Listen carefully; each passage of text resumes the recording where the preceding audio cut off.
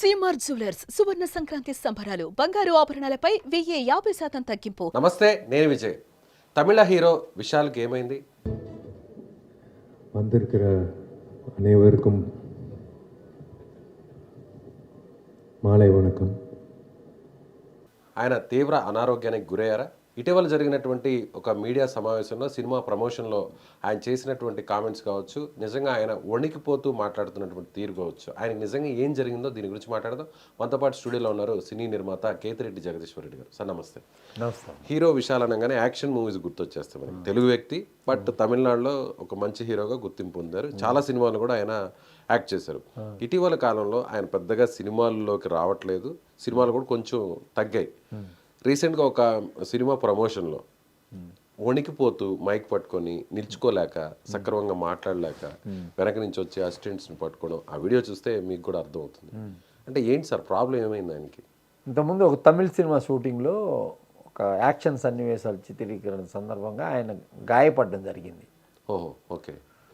ఆ గాయం పడిన తర్వాత అది న్యూరోకి సంబంధించిన ప్రాబ్లం వచ్చి, దాంట్లో నుంచి అదే న్యూరో ప్రాబ్లం నుంచి జ్వరం వైరల్ ఫీవర్ లాంటిది వచ్చి ఆ రకమైన ఇబ్బంది పడుతున్నాడని చెప్పి తెలుస్తుంది. అంటే ఇప్పుడు ఆయన మీకేమైంది అని చెప్పకపోయినా మనం విజువల్ చూసాం కాబట్టి తర్వాత కనుక్కుంటే కొంతమంది చెప్పడం ఏంటంటే ఆ షూటింగ్లో జరిగిన సంఘటన వల్ల ఈ రకంగా జరిగిందని చెప్పవచ్చు. వారి తల్లిదండ్రులు అందరూ కూడా ఇది జీకే రెడ్డి గారని ఆంధ్ర ప్రాంతానికి చెందిన ఆయన. వాళ్ళు అక్కడ ఎక్స్పోర్ట్ బిజినెస్ చాలా రోజులు చిన్నప్పటి నుంచి అక్కడ ఈ సినిమా వాళ్ళ నాన్న కూడా సినిమాల్లో యాక్ట్ చేసేవాడు. ప్రొడ్యూసర్ కూడా ప్రొడ్యూసర్ కూడా ఉన్నాడు అనమాట. వీళ్ళ బ్రదర్ కూడా ప్రొడ్యూసర్. వీళ్ళ బ్రదర్ ప్రొడ్యూసర్, అంటే విశాల్ సినిమాలే ప్రొడ్యూస్ చేసేవాడు, బయట సినిమాలు లేదనమాట. వాళ్ళ మదర్ కూడా కొంచెం ఈ ఆర్టిస్టిక్ అంటే కొంచెం ఆమెకి కూడా కొంచెం ఇంట్రెస్ట్గా ఉంటుండేది. ఆమె air hostess, first air hostess అయితే లవ్ మ్యారేజ్ చేసుకున్నాడు వాళ్ళ నాన్న. వాళ్ళు ఇద్దరు కొడుకులు, మంచి ఫ్యామిలీ, బాగానే చేస్తూ ఉంటారు. ఆయన సినిమా ఫీల్డ్ అంటే వాళ్ళు ఎక్స్పోర్ట్ అనమాట. ఈ షర్ట్లు ఎక్స్పోర్ట్ ఎక్కువ ఉంటుంది కదా, మన మద్రాస్ నుంచి ఎక్కువగా ఈ షర్ట్లు ఎక్కువ ఎక్స్పోర్ట్ ఉంటాయి, బనియన్స్ షర్ట్లు అవి. ఆ ఎక్స్పోర్ట్ బిజినెస్ ఉండేటప్పుడు సినిమా వాళ్ళతో ఎక్కువ సంబంధాలు ఉంటే కోడి రామకృష్ణతో ఉంటే ఇంటి గుట్టు అనే సినిమాకు ఏదో దాంట్లో ఈయన ఒక మేజర్ క్యారెక్టర్ వేసి ప్రొడ్యూసర్గా ఉన్నాడు. ఆ తర్వాత సూర్యన్ అని ఒక సినిమా తీశాడు. అది వచ్చి శరత్ కుమార్ హీరోగా సినిమా తీశాడు. అది మంచి హిట్ అయింది. అలాగా వాళ్ళు సినిమా ఫీల్డ్లోనే ఉన్నారనమాట. విశాల్ కూడా అన్ని పదవులు అలంకరించాడు అనమాట. నడిగర్ సంఘంలో కూడా ప్రధాన కార్యదర్శిగా పనిచేశారు. అప్పుడు చాలా కాంట్రవర్సీస్ నడిచాయి. ఆ ఓట్ల లెక్కింపును కూడా కోర్టు ద్వారా తీసుకొచ్చి అప్పుడు లెక్కింపు జరిగింది. ఎప్పుడు కూడా ఏదన్నా కూడా సీరియస్గా రెస్పాండ్ అవుతారు, అగ్రెసివ్గా ఉంటారు. కానీ అలాంటి వ్యక్తి సడన్గా ఇలా చిన్న వయసులోనే ఇలా అయిపోవడం అంటే అది తాత్కాలికమైనటువంటి అనారోగ్య సమస్య, లేదంటే నిజంగా అంత సివియారిటీ ఉన్నటువంటి ప్రాబ్లం? తాత్కాలికమే అనుకోవచ్చు.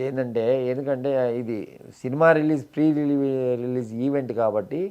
సినిమా ప్రమోషన్ అంటే ఏ సినిమా ప్రమోషన్ సార్? మదగజ రాజా అని ఓకే, ఒక తమిళ్ ఫిలిం అనమాట. ఈయన సినిమానే, ఈయన యాక్ట్ చేశాడు. ఈయన పిక్చరే 12 సంవత్సరాల క్రితం నుంచి అది కోర్టులో ఆగిపోయింది. ఓకే. ఫైనాన్సర్కి బిట్వీన్ ఫైనాన్సర్కి వీళ్ళకి మధ్య సంఘర్షణలో అది ఆగిపోయింది. అది ఇప్పుడు కోర్టులో క్లియర్ అయింది.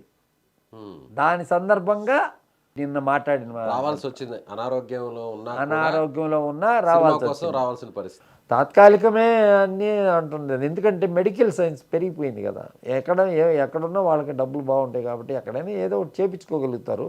ఇదంతా తాత్కాలికమే అని చెప్తా ఉన్నారనమాట సినిమా. ఇప్పుడు మీరు ఆల్రెడీ కూడా తమిళ ఇండస్ట్రీతో కూడా మంచి టచ్లో ఉంటారు. సో మెదడుకి కంటికి ఉన్నటువంటి నరాలకు వచ్చిన సమస్య అనేది మనం మీడియాలో కూడా చూస్తున్నాం, చాలా వార్తలు కూడా విన్నాం. నిజంగా ఆ సమస్య అంత పెద్ద ఆలోచించాల్సిన ఇది కాదంటారా?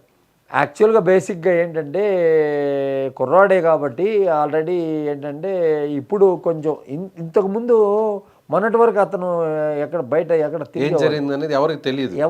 ఈ మీడియా ప్రమోషన్ లో ఆ వీడియో బయటకు వచ్చిన తర్వాత అప్పుడు అందరికి అసలు ఏమైంది, విశాల్కి ఏమైంది? విశాల్ మొన్నటి వరకు అసలు అంతకుముందు వెరీ యాక్టివ్గా ఉండేవాడు. రాజకీయ పార్టీ పెట్టాలని ఒక నేపథ్యంలో ఉండేవాడు. అదేవిధంగా ఈ ప్రొడ్యూసర్ కౌన్సిల్ దాంట్లో కూడా ఎన్నికల్లో ఎలక్ట్ అయ్యి సినిమా ఫీల్డ్లో ఉండి ఏదైనా 4 డబ్బులు తీసి ఇచ్చి నడిగరి సంఘంలో పేద కళాకారులను కాపాడుతా అట్లా కొంచెం ఒక టీం వర్క్గా బాగా యంగ్స్టర్స్ అందరినీ ఉండే హీరోలందరినీ సూర్య కార్తీ వీళ్ళందరినీ కూడా ఒక టీం వర్క్గా చేర్చి అతను కొంచెం ప్రజాసేవ దృక్పథంతో ఉండి చేశాడు. సినిమా ప్రొడక్షన్లో కొంచెం ఆర్థికంగా ఇబ్బంది పడ్డాడనమాట. కొన్ని సినిమాలు అతను తీసిన సినిమాలు పెద్ద పోలేదు, కొంచెం ఆ ఆర్థిక ఇబ్బందులు కూడా ఉన్నాయన్నమాట. ఈ ఆర్థిక ఇబ్బందులు అనేవి సర్వసాధారణంగా ఉంటాయి అన్నమాట. కాకపోతే ఏంటంటే ప్రజాసేవ ఆర్థిక ఇబ్బందులు 2 క్లాష్ అవుతాయి కదా. కాబట్టి ఏంటంటే ఈ మధ్యకాలంలో అతను వెరీ యాక్టివ్గా ఎక్కడ కూడా వస్తున్న దాఖలాలు లేవు. కాకపోతే ఇప్పుడు వచ్చాడు, తొందరలో అతనికి నయం అవుతుందనే తెలుస్తుంది. వచ్చాడు కాబట్టి ఇప్పుడు పట్టుకోవడం వెనకాల వచ్చి కుర్రోళ్ళు పడిపోయే పరిస్థితి ఉంటే నిలబడలే పరిస్థితి అంటే నర్వస్ సిస్టమ్ వల్ల ప్రాబ్లం వల్ల ఈ రకంగా జరిగిందేమో. సో మీరు ఆల్రెడీ అక్కడ ఇండస్ట్రీ వాళ్ళతో కూడా మాట్లాడుంటారు. సో మీకు వచ్చిన సమాచారం అయితే ఇది ఒక తాత్కాలికంగా ఉన్నటువంటి సమస్య. తాత్కాలికంగా ఉన్న సమస్య. ఒక్కొక్కరు ఏంటంటే అది ఇప్పుడు వచ్చిన నర్వస్ సిస్టమ్ ప్రాబ్లం వల్ల కిడ్నీ కూడా కొంచెం ప్రాబ్లం వచ్చింది. కిడ్నీ అక్కడి నుంచి జ్వరం వచ్చింది. All diseases related to one system కదా, ఆ సిస్టంలో పోతుంది అని చెప్పి చెప్తున్నారు. అది మనము ఎంతవరకు అంటే ఇప్పుడు అంత చెప్పేదే. ఇప్పుడు మనం పోయి అతన్ని చూడగలుగుతాం, అతన్ని పోయి చూసి ఆ ఫ్యామిలీతో మాకున్న సంబంధం ప్రకారం పోయి చూసి మనం సంధానించగలుగుతాం. కానీ నీకేమైంది అని మనం అడగలేం కదా. ఎట్లా అడిగి నాకేమైపోయింది అని ఒక బాధ అనేది ఉంటుంది కదా. అంత యాక్టివ్గా ఉండి మొన్నే ఒక సినిమా బాగా పోయిందనమాట. ఈ తమిళనాడు ఆంధ్ర బార్డర్ మీద ఒక సినిమా తీస్తే అది కొంచెం బాగానే పోయింది. చాలా రోజుల తర్వాత అంత మధ్యలో అన్ని సినిమాలు ఫ్లాప్ అయినాయి. మొన్న ఒక సినిమా బాగానే పోయింది. కాబట్టి ఏంటంటే విషయాలు ఏం పర్వాలేదు, అతను చాలా చేస్తున్నాడు, సామాజిక సేవలు అవి చేస్తున్నాడు. కాబట్టి విషయాలకి ఆరోగ్యం సరిగానే ఉంటుందని అనుకుంటున్నాం అందరు కూడా. సో ప్రజల బ్లెస్సింగ్స్ కూడా ఉంటాయి, నుంచి సాయం పొందినటువంటి వాళ్ళందరూ ఆశీర్వాదాలు ఉంటాయి. ఎందుకంటే రాష్ట్ర ప్రభుత్వాలు ఇస్తే కదా ఈ పింఛన్లు గింజన్లని. అట్లా సినిమా వాళ్ళకి మంత్లీ వృద్ధ కళాకారులను అందరినీ ఆదుకొని నడిగరి సంఘం ప్రెసిడెంట్గా ఉండగా నడిగరి సంఘానికి ఒక మంచి బిల్డింగ్ కట్టే నేపథ్యంలో అయితే ఇతరత్ర అంతా కూడా అన్ని కార్యక్రమాలు మంచి కార్యక్రమాలు చేస్తున్నారు. గతంలో నడిగరి సంఘం ప్రెసిడెంట్లు అందరూ ఉన్నప్పటికి కూడా బిజీగా ఉన్న హీరోలు ఉన్నారు.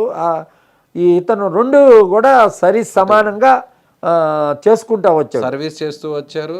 అలాగే సినిమాల్లో కూడా బిజీగా ఉంటూ వచ్చారు. అతని ఆరోగ్యం అన్ని రకాలుగా బాగుండాలని ఆ భగవంతుని కోరుకునే వాళ్ళు ఎక్కువ మంది ఉంటారు. తమిళనాడు రాష్ట్రంలో ఎక్కువ మంది ఉంటారు.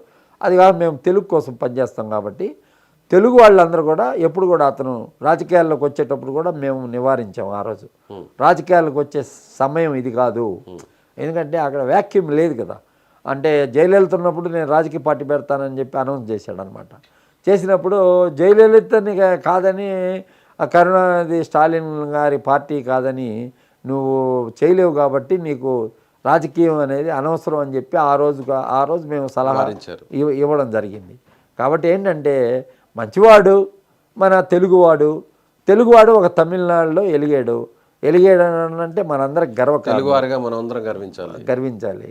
కాబట్టి ఏంటంటే ఆరోగ్యరీత్యా అతను నయం అవుతాడని కోరుకుంటాం. Right sir, thank you sir. ఇది నిర్మాత కేతిరెడ్డి జగదీశ్వర రెడ్డి గారు చెప్తున్నట్టుగా ఇది తాత్కాలిక అనారోగ్య సమస్య, ఇది దీర్ఘకాలికమైనటువంటి సమస్య కాదు. ఖచ్చితంగా హీరోగా కూడా రాణిస్తూ మరోవైపు నడిగర్ సంఘం తరపున చాలామంది కళాకారులకు సహాయం అందించాడు, సేవలు కూడా చేశాడు. కాబట్టి అందరి ఆశీర్వాదాలు ఖచ్చితంగా ఉంటాయి. తిరిగి ఆయన ఆరోగ్యంగా మళ్ళీ వచ్చి సినిమాల్లో యాక్ట్ చేస్తారని చెప్తున్నారు. Thank you so much.